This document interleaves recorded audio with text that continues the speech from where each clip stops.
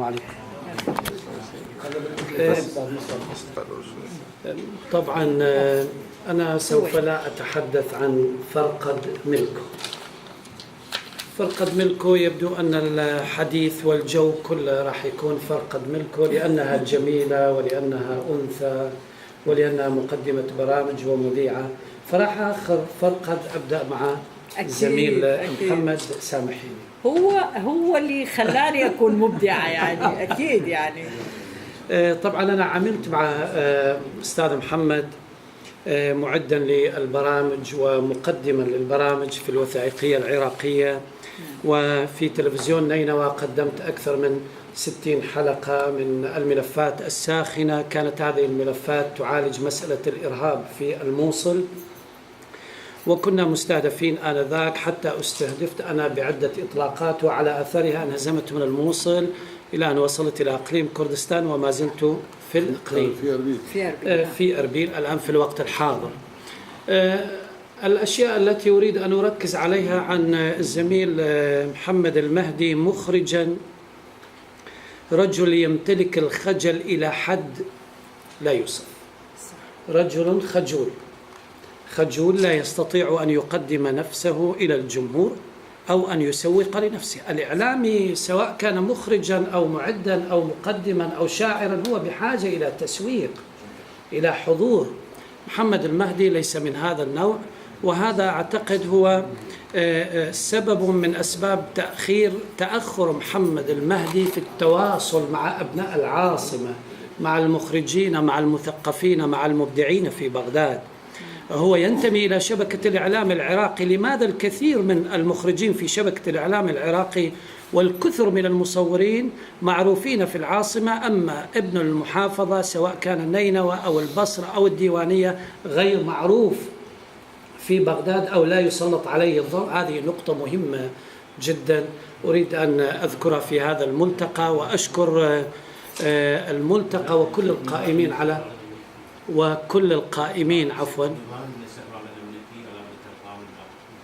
وأشكر كل القائمين طبعا على هذا الملتقى.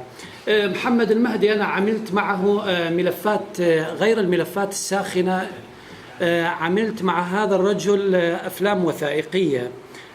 كان الطريق إلى سنجار والطريق إلى باشطابيا.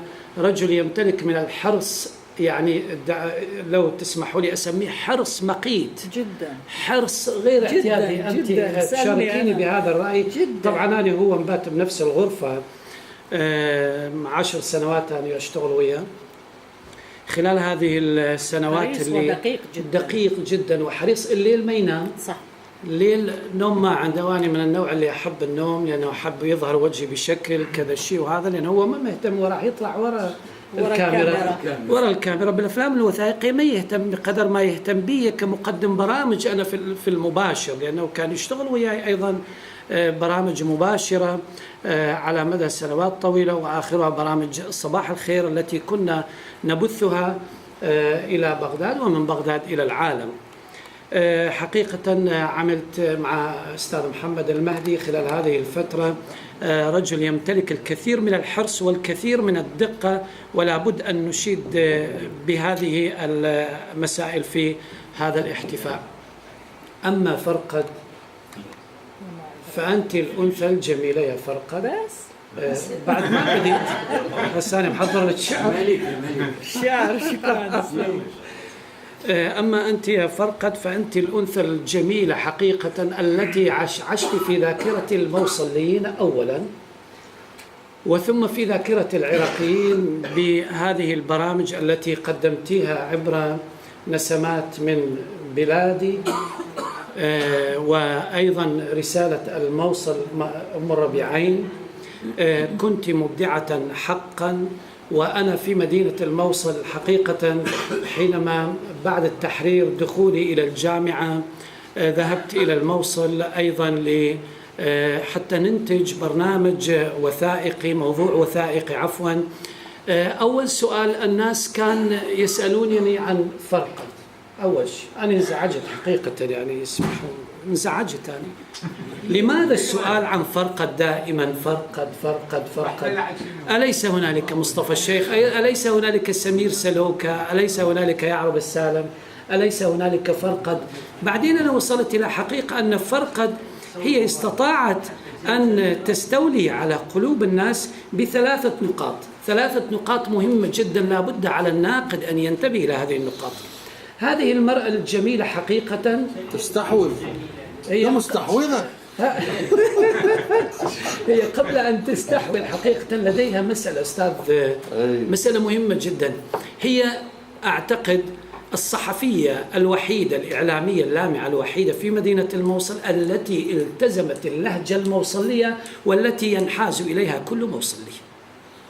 وين ما تروح فرقد، تروح بتركيا، تروح بالأردن، وين ما توصل هي تتحدث اللهجة مالتها، هاي لهجة المصلاوية ما تقدر تنحاز عنها، وبهذا دائما تنطي الثقل لمدينتها. وين ما يسمعوا أهل الموصل يقول نعم إنها فرقد. اي استاذ مصطفى، هي مواصفات. نعم.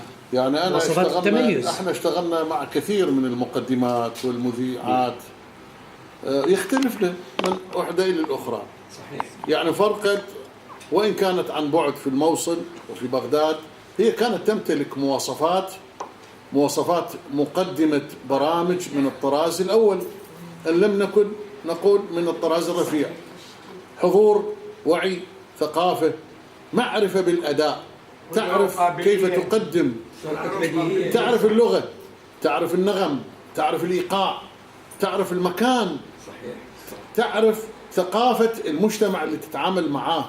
يعني جملة من المواصفات تتمتع بها فرقد، ولهذا استحقت مقدمة برامج من النوع النموذجي. حياك الله، وأنا آسف للمقاطعة، هذا انسيرت داخل في حديث. انسيرت مع المخرجين. طبعا بس حبيت أذكركم بنقطة مهمة جدا، عطافة في يعني من النقاط الثلاثة اللي ذكرتها استخدامها للهجة الموصلية، وطبعا وهذا ذكاء من المقدمة والتزامها هذه اللهجة بهذه الشاكلة. ثانيا لديها نقطة مهمة، هي تحب الموصل، هي تحب أسوار بشطابية. هذه حقيقة، يعني ليست جملة شعرية أنا بوصفي شاعر أريد أن أتحدث بلغة شاعرية. هي تحب بشطابية وتحب كل أواوين الموصل وشوارع الموصل. ودليلي على هذا حقيقة هي حينما أرادت أن تغادر العراق إلى دولة أوروبية في وقتها، وصلت يعني هي معها أمتعتها والجنط الحقائب، وصلت إلى يعني بدها تروح للمطار، صعدت بالتاكسي، أبو التاكسي الصدفة كان مشغل أغنية غريب الروح لحسين نعمة. فرقد بكت بكاء مرا حينها، هي كانت مقررة أن تغادر العراق، مجرد سمعت غريب الروح فعادت راجعة إلى العراق. شكرا لكم، تحياتي للحضور. شكرا أستاذ مصطفى. وحديث أيضا من الأستاذ سمير النشمي، حياك الله.